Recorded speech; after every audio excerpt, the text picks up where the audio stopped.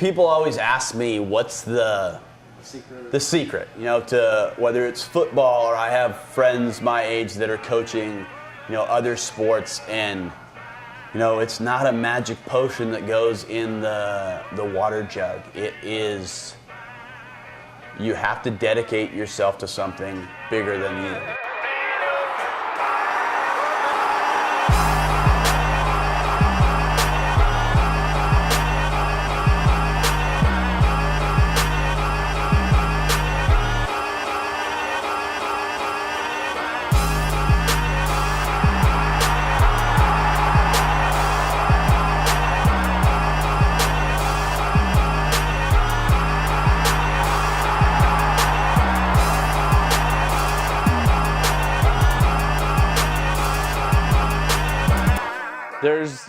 There is expectations too. There's expectations from previous years to the current years that, hey, you have to perform a certain way, you have to sound a certain way. Freshman kid, 2015, has a connection with a student who graduated 6 years ago, 5-6 years ago. I think that's cool. I think that's great, and it keeps it going. So.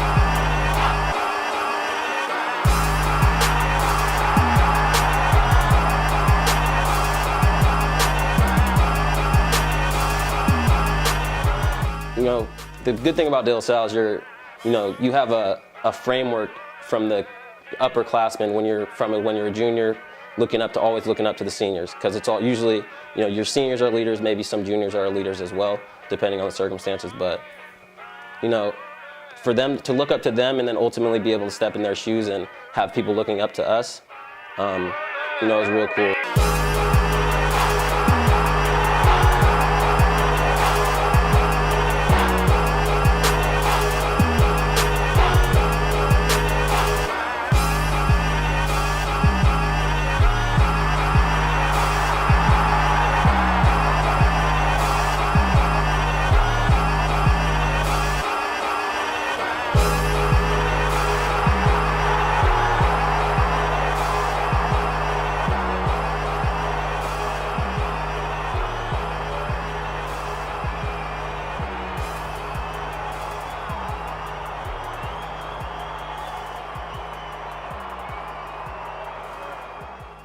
One, I had no idea what to expect, and I tend to think, and this is a misconception as well, that a lot of the schools that are really good athletically might suffer on the academic side, but then when I get here to be in the classroom and get to work with some of the students and student athletes here, I was amazed. And then to see where our kids are going to college-wise, how many of them are attending college, pretty impressive. All the traditions, I learned everything.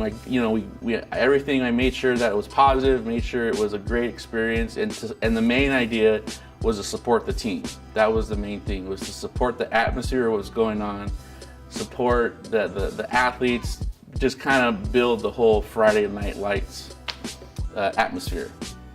I can't remember how old he was, but he was pretty young. We did go to De La Salle, watch a football game, and we were standing over by the ropes where the team runs in, and he said at that point, I want to go here to school. I mean, he's loved football all his life, so that was part of the catalyst, but the academic piece was also the piece that we as parents, we were really appreciative of the school and what they gave.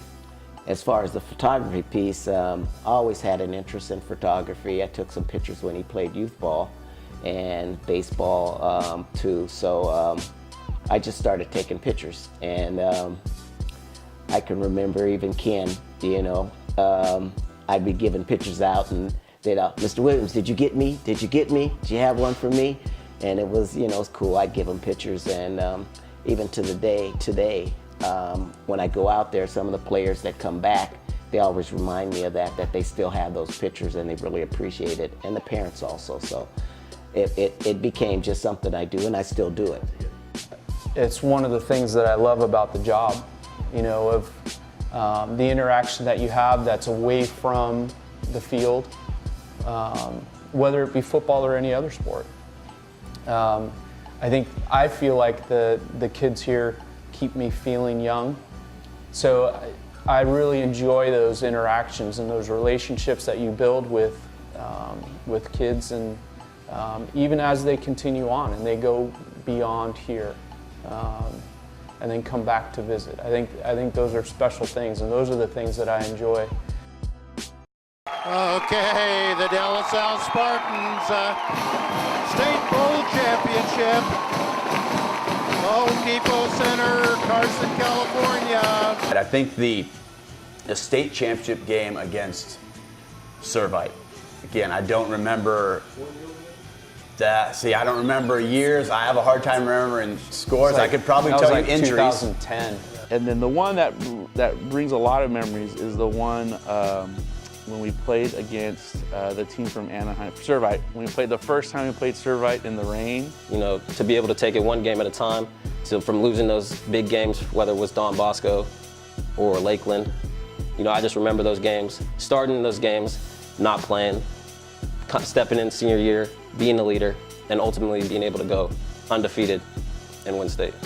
It was raining down there in Southern California. The field, we were playing later, so the field was just torn up from the games that have happened before, but we just came out and just played remarkable. I mean, the score at halftime was, it was a lot to a little. I remember that. And it just poured the whole game, and the kids were band kids. We had them in ponchos, and it was every part of their uniform was wet because we were out there for so long. Everybody's preparing for the weather because it's raining, and you know, so we go out there and we're sitting out there, umbrellas everywhere, and it's just soaking. And you know, the first play of the game, well, it wasn't the first play, but one of the plays of the game, our defense stopped them, and we're all sitting there cheering, and they punted, and Devin took the punt. And, you know, they say he stepped out of bounds. I don't think he stepped out because I watched the video a number of times, but that started the whole thing, and it was, you forgot about the rain. You just watched them play. And I talked to a bunch of people, they were like, you guys did not look like you were playing in mud. People were slipping around, our guys weren't. They were just, you know, doing what they were supposed to do. Lucas Dunn looked like he was playing on a different surface than everybody else. Even the offensive line. We ran the ball, we kept just running it, and they couldn't stop us, and it wouldn't stop raining. Even to this day, those seniors still talk about that rain, how much it rained. And it was like one team played in the mud, and the other team, which was De La Salle, it didn't matter. There was no matter. I mean, Lucas Dunn was running crazy, and they had probably 3 or 4 D1, you know, kids that were already going to D1 schools, and you know that it didn't matter. I mean, we played as a team, and we just whooped them. And I remember, you know, how excited Terry was after that game in the locker room, saying that it was one of the, you know, better defensive performances that he's seen. Their defense, they didn't get a first down until the third quarter or fourth quarter, and it was like, you know, you can't argue with that. So I kind of impressed upon him that this was one of the best teams that De La Salle ever had. We continue to hear that, but I think that defense really was one of the best defenses, and I'm sure Edson would say the same thing. There's always very good teams that are in it, and so many things can go on with the game.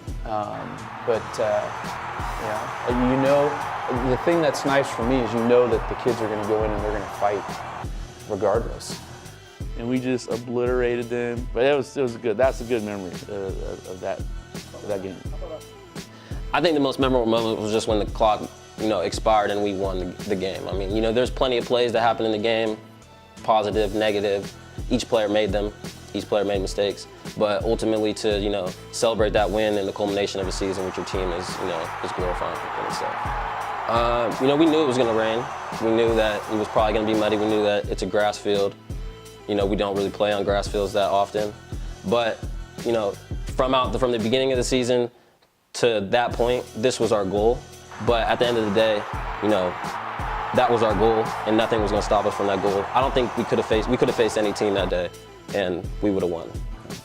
Survivor game. You remember a play of the game? I don't remember a play of the game. It was just very well-rounded, and it was one of those that after the game, like I remember in the locker room just taking off my shoes and going, yeah, I'm not going to pack these. These are just going right in the trash. It was so wet. The most fun was it's wet, it's rainy, game ends, the slide into the mud. Oh, that was so cool.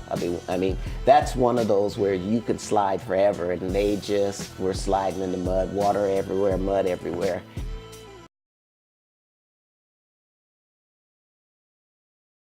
I think holding the kids accountable for their actions, what they do, whether it's on the field or in the classroom, and you hold them to a higher standard, and they can handle it. You got to kind of let them go sometimes and let them figure it out. They're going to make mistakes. It's fine.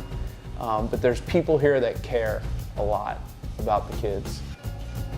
One thing I always tell people is I've never seen so many people come back to their high school, and it says something about the experience they had here, the environment that is here, and it's kind of indescribable. It's pretty amazing. It's become something where I believe can sustain itself. I think if I were to leave for whatever reason, I think whoever were to come into my shoes, the spirit of the marching band, the spirit of the program, the spirit of the school would continue on, and I think also in any aspect of the campus. I feel like everything would still continue on. I think if you didn't know anything about De La Salle and you wanted to go there, and I think that if you have any questions about yourself, or if you have anything, you seek something better or something more, to learn more about yourself and the people around you, and have a community that supports you and supports whatever ideas you want, I think that De La Salle is the place to be. The word on the street is that, on De La Salle is bad, and they recruit, and they're all about just winning, and that's all they do, and De La Salle gets bad mouth. And I told them, if you put your son in the school, the experience that he's going to have is bigger than you could imagine. And each one of those two, my next door neighbor and one of my good friends, Jerry Pence,